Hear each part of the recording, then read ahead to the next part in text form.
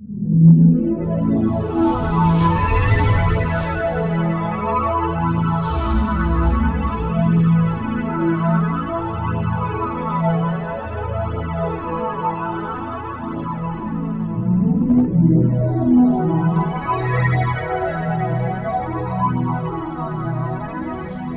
is a question that I should have addressed to the other panels as well, so it's a bit unfair to be addressing just the present one. And my question is, what about the future of capitalism? I mean, that is supposed to be the topic of this conference, and I have heard very little on capitalism. Now, one can look at it from the point of view of academic discussion. This is what we've been doing. And the other point of view is policy formation, and that has been touched upon. And may I say, I am a little worried about the future of capitalism, because academic discussion is only just beginning to formulate some kind of consensus. There's an emerging view that growth, inequality is bad for growth, which is, they're sort of reversing long-held views. Beliefs in the academic community.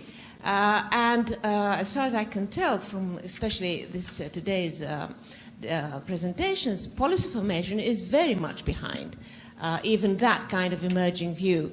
So what about capitalism and its future? Thank you. A comment for Heather, which morphs into a question for Wiemer. I applaud your support for minimum wage increases. I was at a conference in Melbourne some years ago, and Berkhauser was arguing very strongly against minimum wage increases on the grounds that a lot of workers on low wages actually lived in rich households, which I found a very extraordinary argument. But he advocated very strongly earned income tax credits, just at the time that the OECD report on the income distribution demonstrated that the US distribution had got even worse, which leads me to Wiemer and your advocacy of the EITC.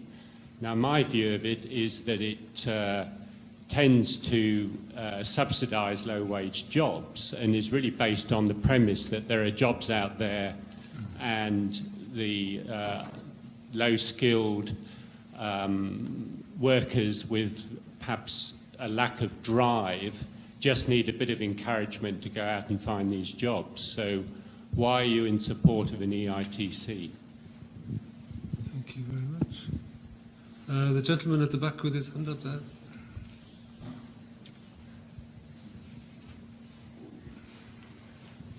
Hi, Rafael Wilder, PhD student, Kingston University. I have also a question for Heather. At the end you said you need the help of empirical economics to drive back the job killer argument, which is good news for me. I'm an empirical guy, so seems to be some demand.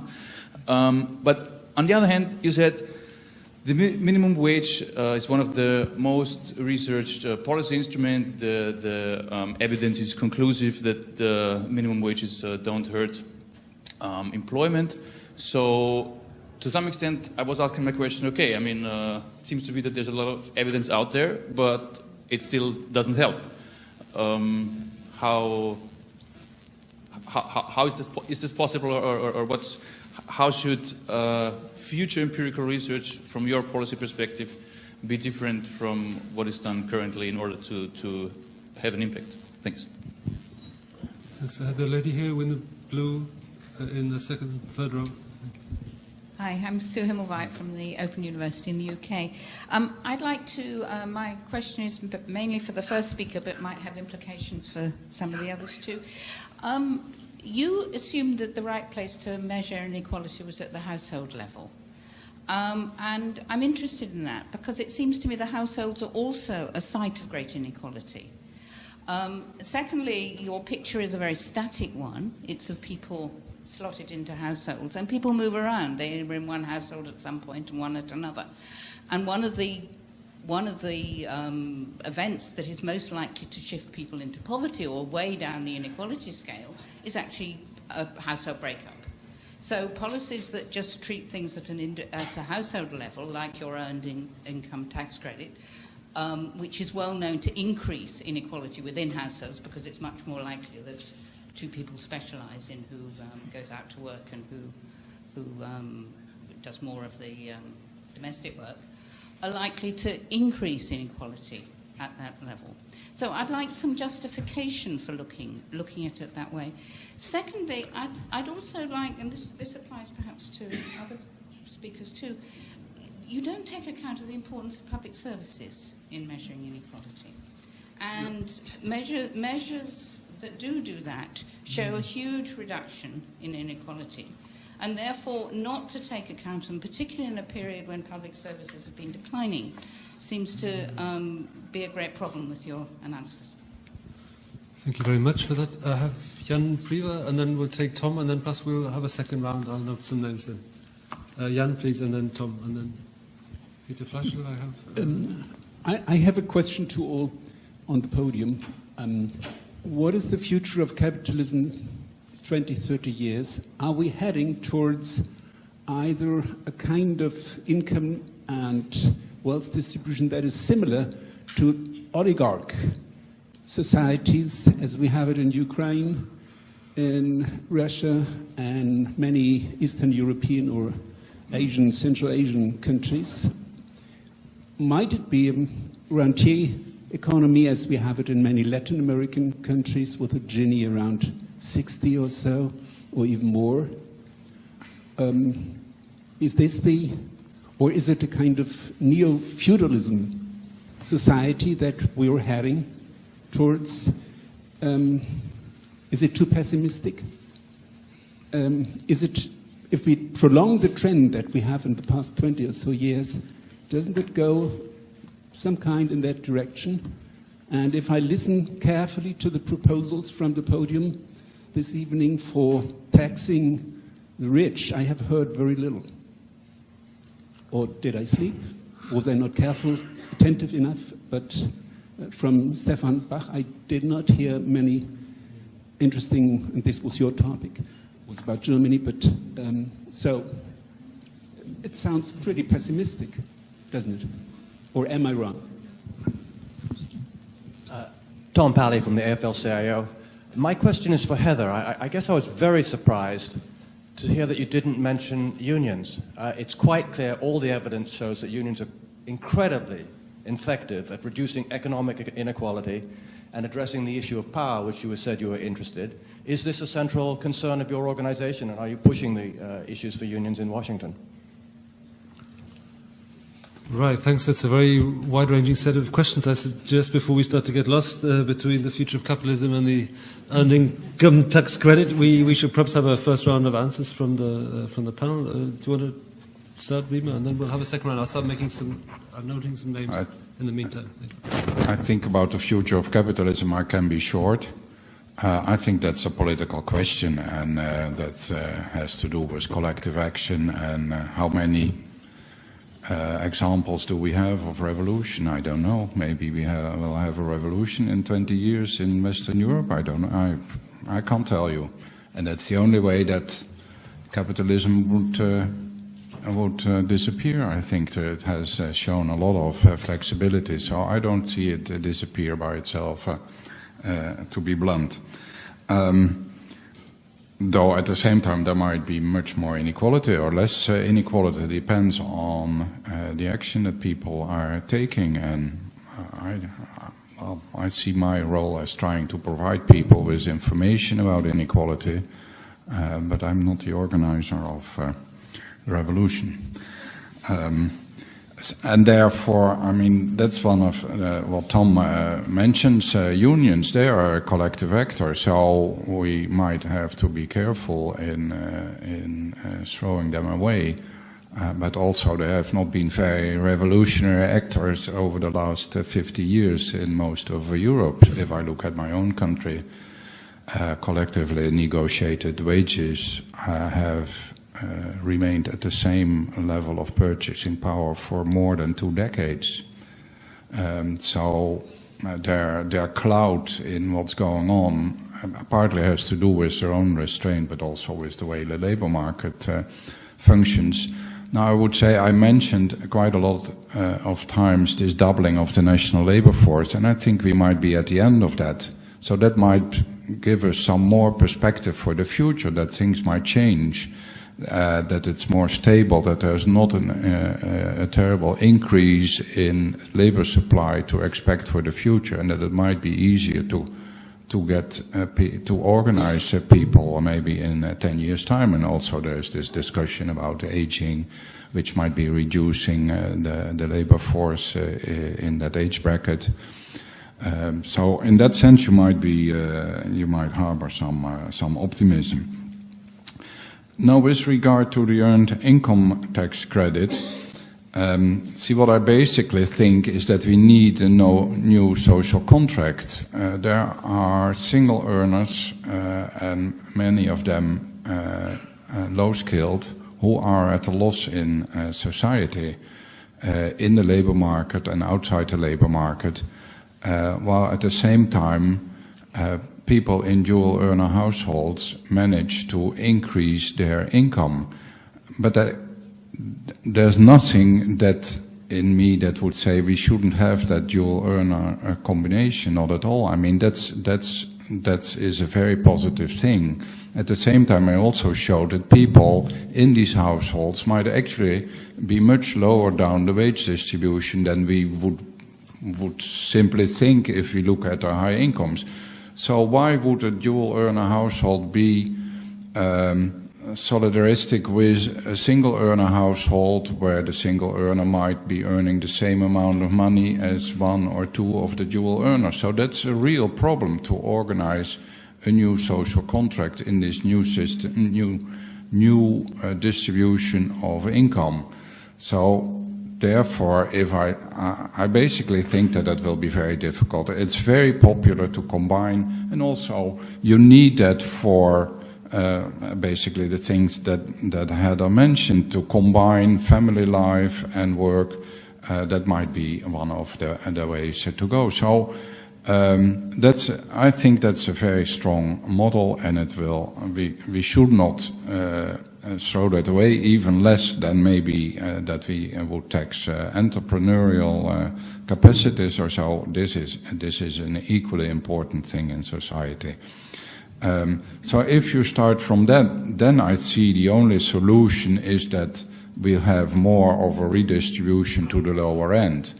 Now, an EITC is one way to do that, but it's premised indeed on the idea that if you have your redistributive measures focused on the individual in the labor market, you might actually not decrease your income inequality in society, to the extent that people with lower earnings are found in higher income brackets.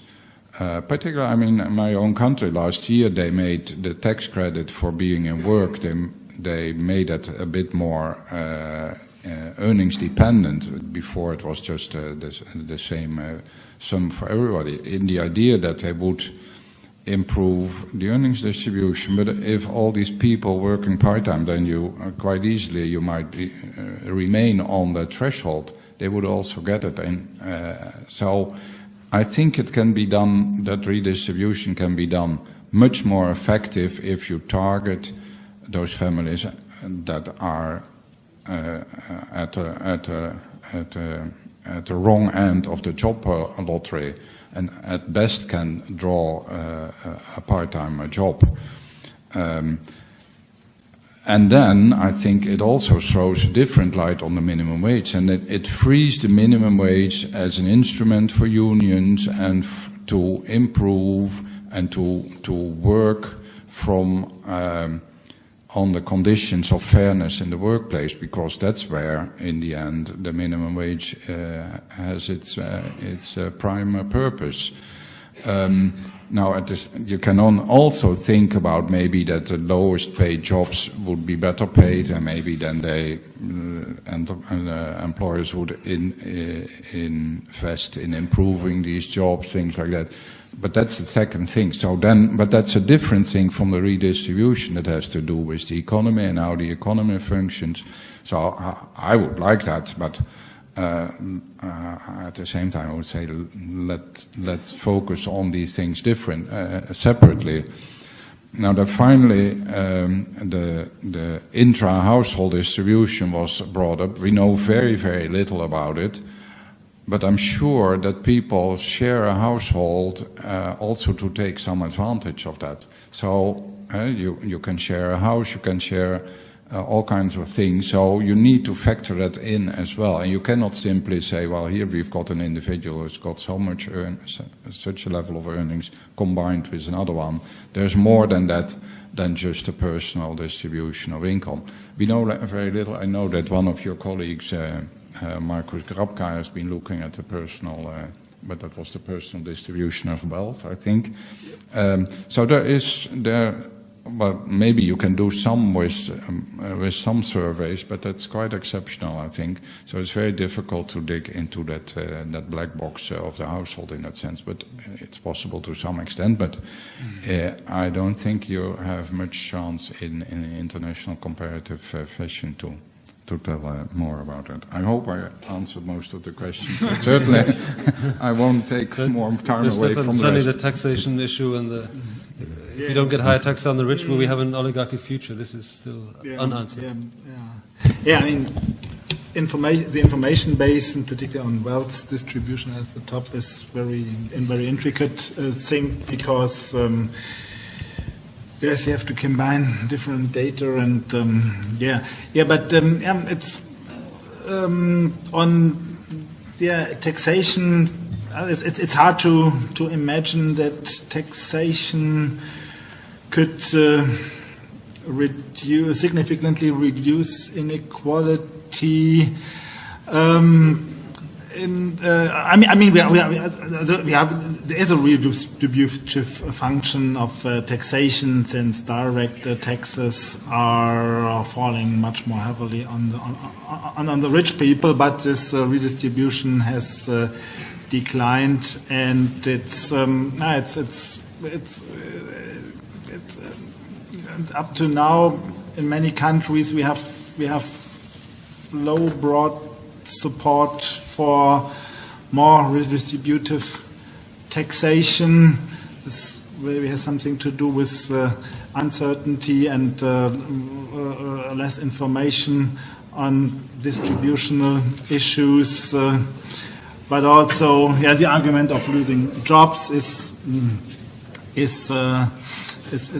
relevant. In Germany, we have the situation that we have a lot of good capitalists like entrepreneurs and the German Mittelstand, who always fights against higher taxes on wealth. So it's maybe international cooperation could bring us to have more opportunity to more opportunities to taxing the rich.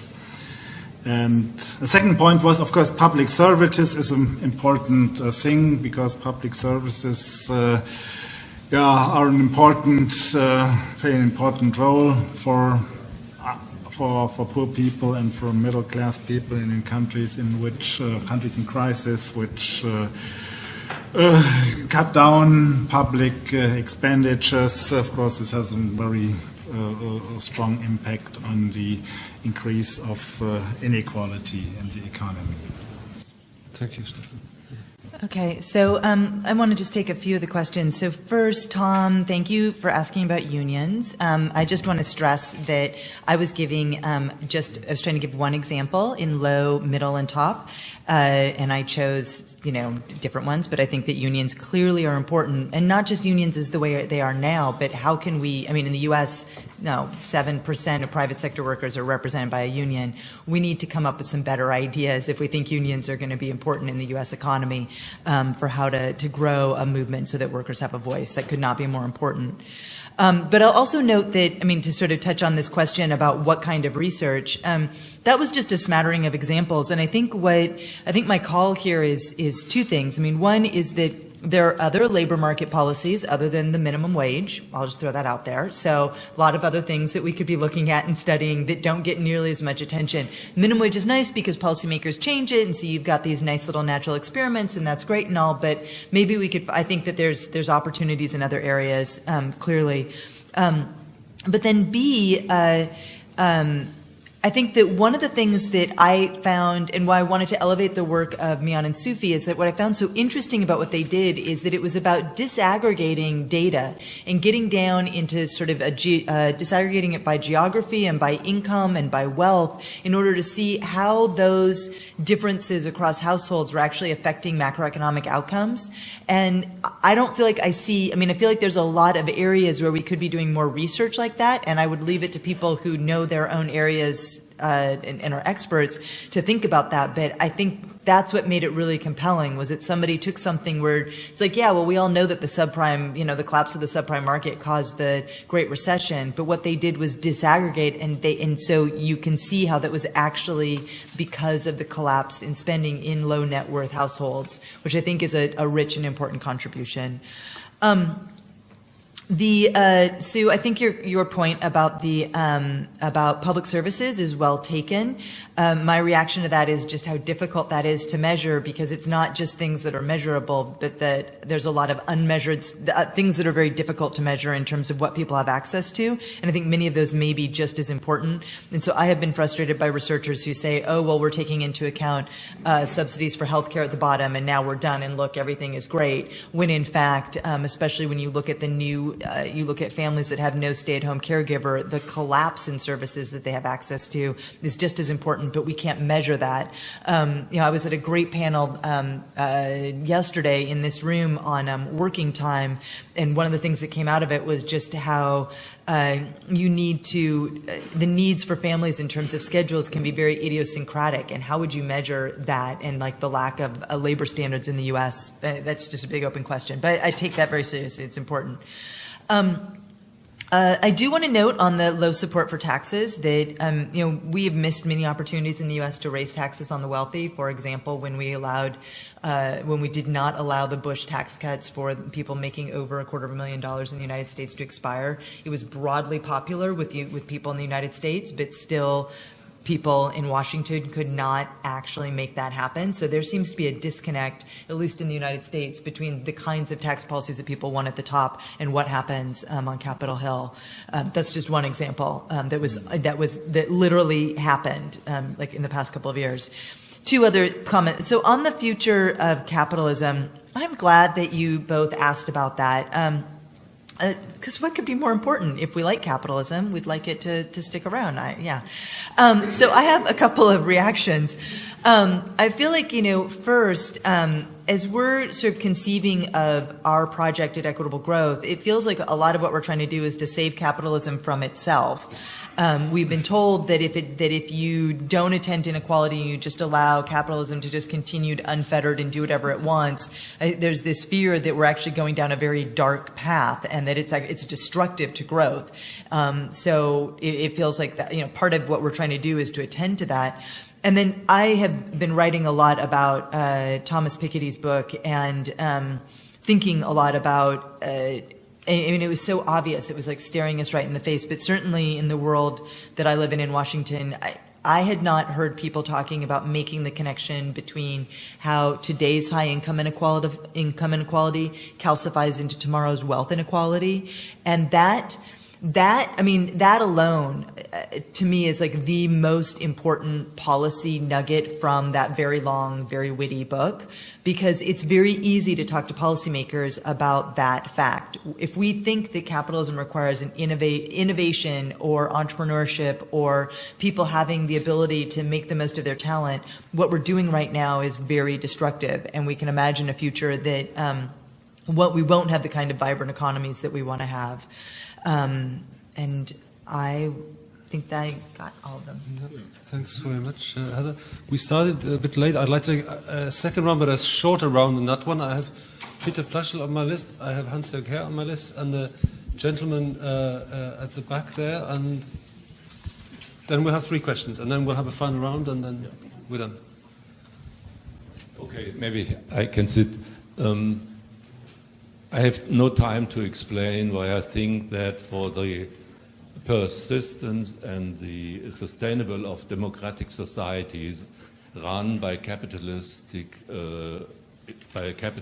economy, at the heart of this, if you want to sustain this, is the labor market. Well, I can't explain why, but Europe has an answer, and I think you know the answer, at least in principle, and that is hidden behind the word flexicurity. And flexicurity can be considered a very broad concept concerning education, wage differentials, elite formation, Medicare, care for the elderly, etc. So why not just think about flexicurity in this broad sense and try to implement what is already discussed in the European Union? Thank you, Peter. Hans-Jörg? Hans-Jörg Herr, my question is, I completely followed Tom Pelly that the unions were forgotten. That's an important point. But a second important area is forgotten, the financial system. I think it's very difficult to change income distribution without changing the financial system. And I remember Stiglitz in his one of his last books. He is very angry with Obama because Stiglitz argues Obama could have, together with Main Street, kill Wall Street. Yeah, but what did Obama do? He made a coalition with Wall Street, and nothing changed. So I have the feeling, I mean, education that's perfect. Everybody will be for that, and innovation. But I have the feeling we also should ask the more difficult question, even if we cannot politically change it immediately, but we should ask the right question, power of unions, changing the financial system, at least to bring that into the debate. And I would, the last speaker, I would very much like if you would bring that into the debate, not only into education and innovation. That's maybe not enough.